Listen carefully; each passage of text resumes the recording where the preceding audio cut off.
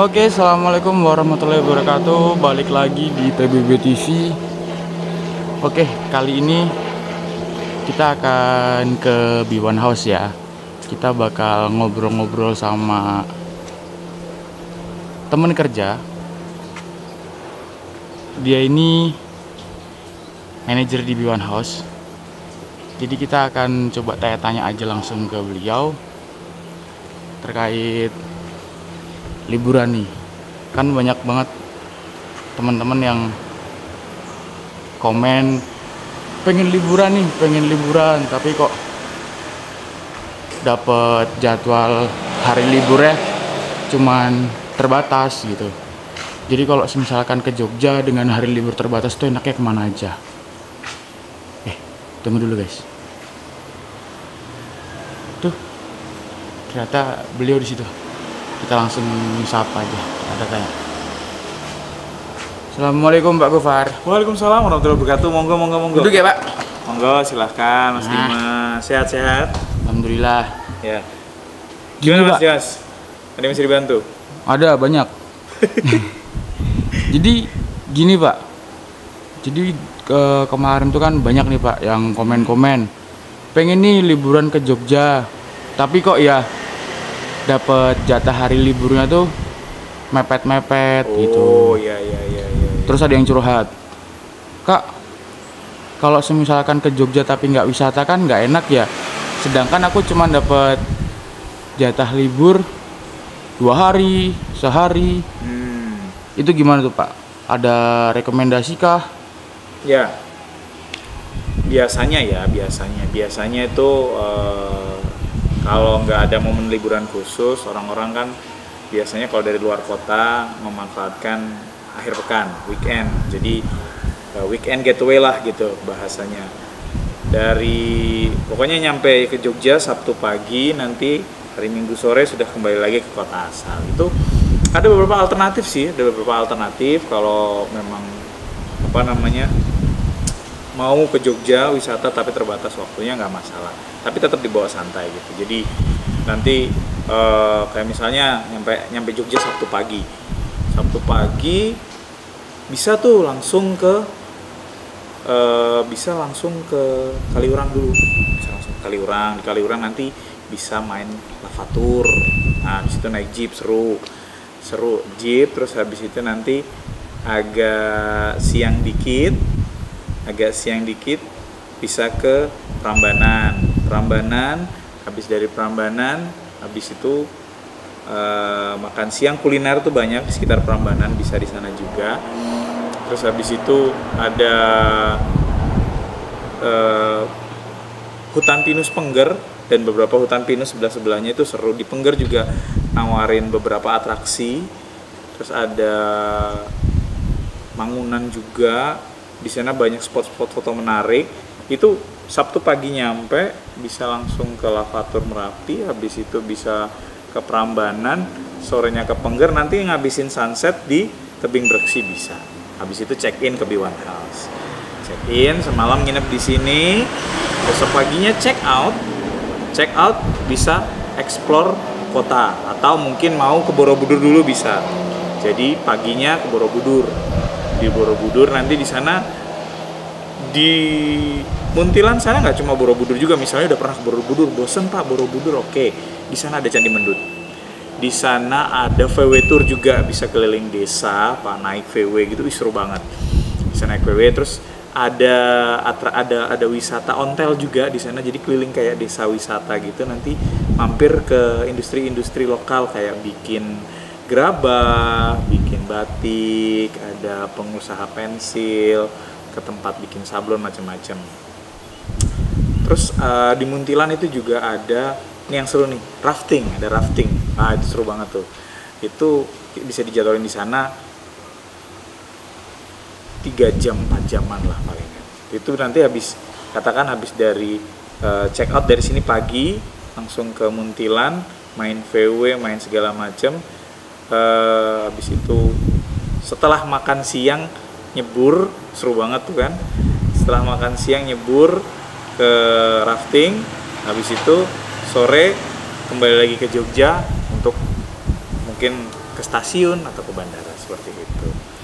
Kalau misalkan nih Pak, ada yang datang itu pagi, tapi mereka Sore. lebih milih untuk rest dulu nih di hotel gitu kan. Terus mau keluar, bingung nih. Itu gimana? Kalau mereka mau keluar tapi bingung wisata mana dulu nih yang harus dikunjungin, sedangkan waktu mereka cuma sehari. Oh, Apa ada pemandu kah atau ada apa yang memudahkan customer gitu?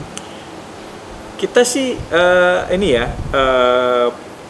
kebetulan ya alhamdulillah banyak rekanan Mas. Jadi teman-teman rekan kita ini biasanya mereka provider sewa mobil. Nah, si driver ini juga bakal ngasih rekomendasi. Oke, hari ini kakaknya pengen lihat apa. Nanti dari situ akan dikasih tunjuk wisata-wisata yang efektif, efisien secara waktu. Jadi nggak menghabiskan waktu di jalan. Misalnya Mas, aku pengen city tour aja, jadi seharian di kota Jogja. Bakal dikasih tuh spot-spot yang tengah, yang nggak keluar dari kota Jogja. Misal kayak ke Keraton, ke Taman Sari. Nanti misalnya, Mas mau dong, kalau Mas Dimas ingat dulu pernah viral AADC 2. Ya, Nah, itu sempat ada kita punya sempat salah satu rekanan itu punya paketan itu. Jadi punya paketan AADC 2. Jadi ke kafe sini, coffee shop ini gitu. Minus itu nggak harus di hotelnya ADC ya, di hotel kita juga bisa nginepnya gitu.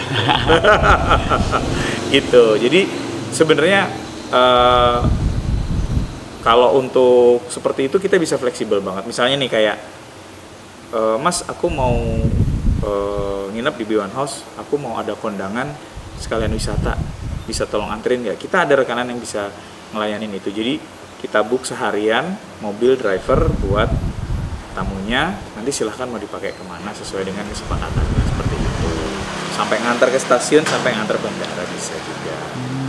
Gitu. Jadi datang ke B1 House butuhnya apa? Ayo kita diskusikan bareng. Kemarin itu tamu Jakarta, tamu WNA dari Tiongkok itu datang ke sini langsung pesennya sewa motor. Kita ada rekanan juga alhamdulillah. Jadi fleksibel, kita bisa melayani hampir semua kebutuhan. Begitu Mas Dimas. Kalau misalnya sehari sih bisa ya deket-deket sini ya, nggak jauh, kayak misalnya ke city tour misalnya ya, ke tengah kota kayak situs Warung Boto itu juga seru. Taman Sari itu everlasting ya tempat wisatanya. Terus habis itu yang ikonik banget pastinya alun-alun ya Mas ya. Alun-alun selatan. jajanannya banyak. Iya, tapi memang ini sih Mas. Di Jogja ini setiap waktu ada istilahnya daya tariknya. Sunrise ada spotnya, kuliner ada spotnya. Kuliner pun sarapan ada, makan siang ada, makan malam ada, makan tengah malam pun ada. Makan tengah malam Gemuk ada dong, berbagai menu, mulai dari yang mercon, petasan nggak ya? Gudeg maksudnya. Petasan. boleh. Mercon, gudeg, aneka menu, gudeg dari yang mulai gudeg manis, gudeg pedes, gudeg kering, macam-macam. Jadi kalau ke Jogja cuma sehari bisa, punya 7 hari juga bisa. Jogja nggak habis-habis. Berarti ini ya, mau berapa hari pun di Jogja, kalau waktu liburannya di manage, kita masih bisa berwisata ya Pak ya? Oh iya jelas. Jadi penting punya itinerary atau rundown perjalanan yang efisien, yang efektif. Jadi kemana bisa sejalur, nggak menghabiskan waktu banyak seperti itu. Nah itu guys, jadi kalau kalian mau liburan keluar, siapin dulu tuh list perjalanannya, list wisatanya, mau kemana, mau ngapain aja. Nah, Jadi nggak asal staycation, Brody. Staycation. Kalau Nggak asal staycation tuh holiday, bukan, Brody. staycation tuh bukannya di kamar terus ya? Oh, Ya boleh sih, nggak apa-apa juga. itu khusus yang introvert ya, Pak? Ya nggak. bisa. Terus juga gini, Pak Gofar setuju nggak sih? Dulu sempat viral statement ini. Setiap sudut kota Jogja itu dibangun dengan kenangan. Jadi orang yang datang ke Jogja itu kalau balik ke kampung asal mustahil kalau nggak kangen sama Jogja lagi. Ya, ya itu tidak salah ya. Itu nggak salah. Dan harus diakui buat beberapa orang setiap sudut Jogja itu bisa diromantisasi. Tembok, satu sisi tembok yang ada muralnya, bawah jembatan rel, bawah jembatan rel di mana aja. Setiap sudut Jogja bisa diromantisasi dan bisa jadi kenangan. Bahkan cuma lampu jalan itu bisa jadi kenangan yang cukup membekas di beberapa orang seperti itu. Oke Pak, ini kelihatannya Pak Gofar lagi sibuk. Terima kasih buat sharing-sharing infonya hari ini Pak. Ya ditunggu curhat berikutnya Mas. Oh, siap Pak. Siap.